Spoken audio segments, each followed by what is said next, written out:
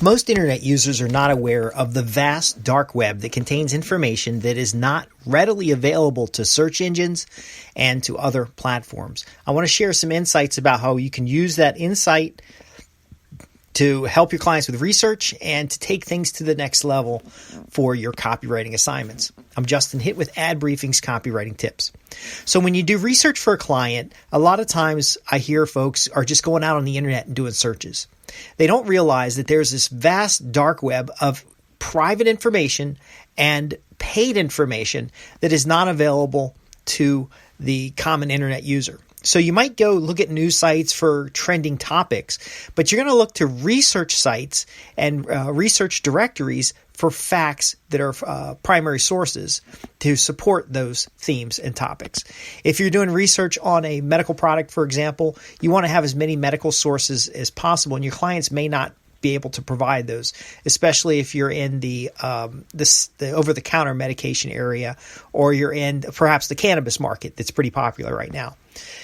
But you can go to the NIH, you can go to the National Institute of Health, you can go to different research companies, you can go to Google Scholar, and you can find first-level studies to support the facts of your campaign.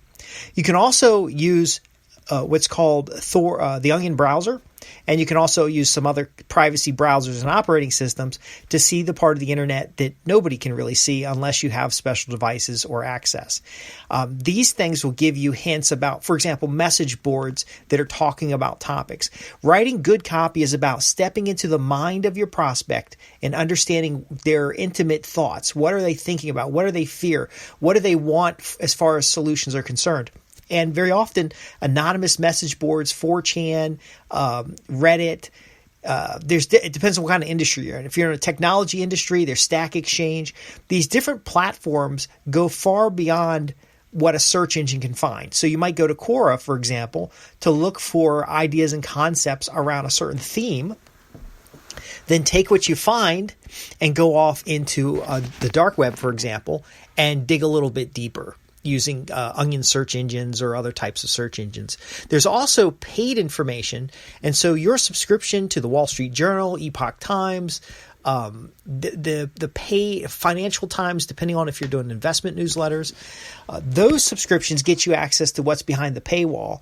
And what I found over the years with search engines is they might have access to index, but they will not have access to see the content behind the paywalls. And so you can use a feed service, sign up for a subscription, load those feeds into a service, do a meta search with the service, and then start driving down. And in fact, if you want to have some one-on-one training on how to do effective research, or you think I should do a program on effective research, I've been able to find things like home addresses of executives. One client wanted to send a FedEx to the home address of executives, provided me a list of executives and their work address, and we were able, through data services and a little bit of sleuthing online, to get the home addresses of these executives to be able to send them a package at their home. If you want to find absentee owners of properties with inspection violations, well, there's databases for that. Now, the fastest way to get access to the people is through list services companies. You can take a list that you have, you can run it up against a data service, they can append a bunch of information, you can use that for a same audience match, you can use it to do lead generation, you can use it to identify different rented lists. That's the best way to find the dark web information about people. I know a lot of you folks are out there on social media posting things, hoping someone finds you. Well, if you know what kind of customer you want, you can go find them. A lot of folks on the business-to-business side tell me about LinkedIn and the power of LinkedIn.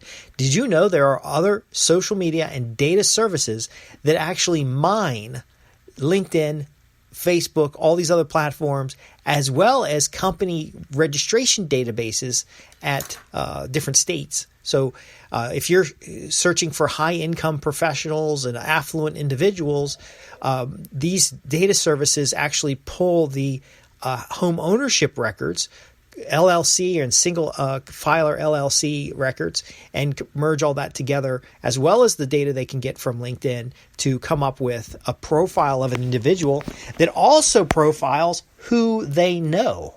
and then uses artificial intelligence to build that into a little package.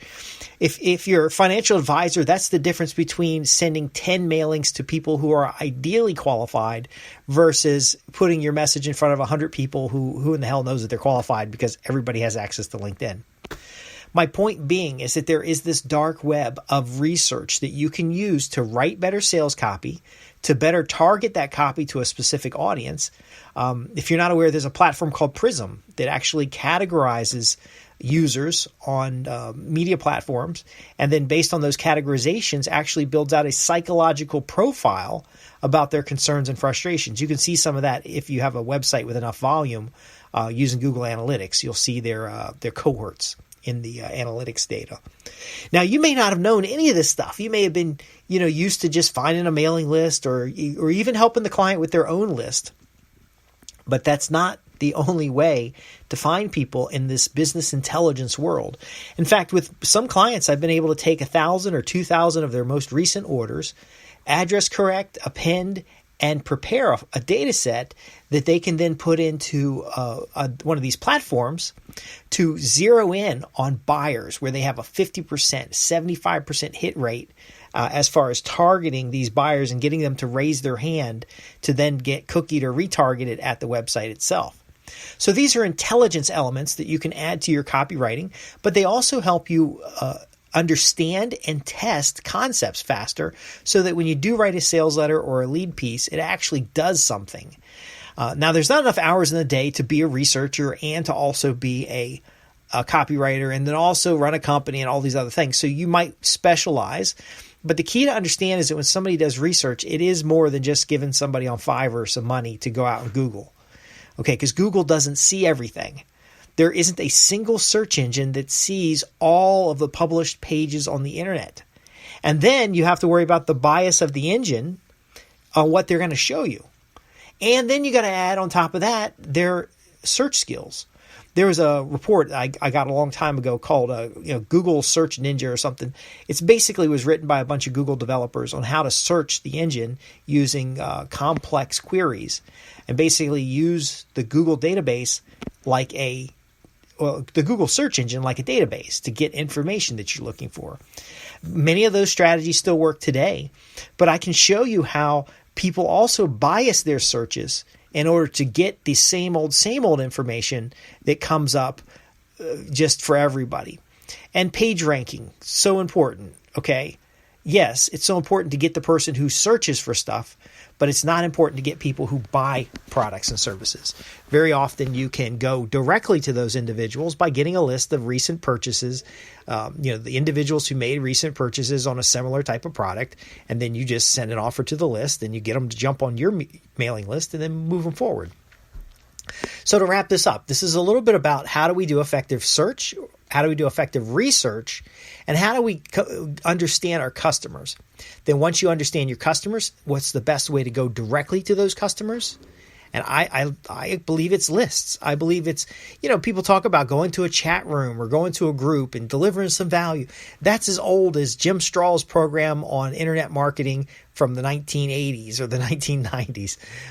The truth of it is you can get a mailing list, invest a little bit of money, and find out who on that list is interested in hearing more about the solutions that you have to offer. And if you're not helping your customers with this, then they're not getting the boost that they need. And I think I'll leave you with one point. One of the best campaigns you can do for a client is offer them a customer reactivation campaign. And what you're going to do there is take all their old customers, clean that data up, append that data, and then you're going to target those old customers on a couple different platforms with a super great offer. So you're going to go through and append email addresses to the postal addresses where you shipped product in the past.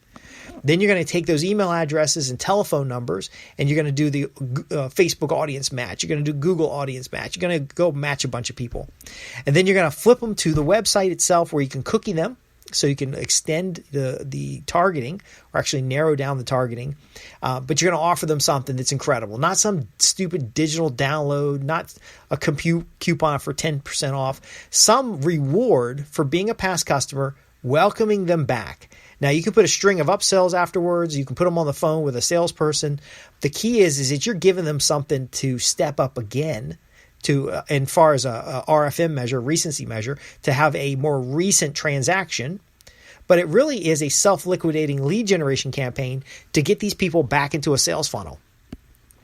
Well, that works so well as far as enhancing the value of what your clients know about customers, as far as generating at least a break even on the campaign, and as far as getting customers back in the queue and keeping them from wandering off someplace else, a customer retention, that they will pay you almost anything after that point. So you want to be offering that. But again, it's about that unseen information, that angle that other people didn't see, that you can get in there.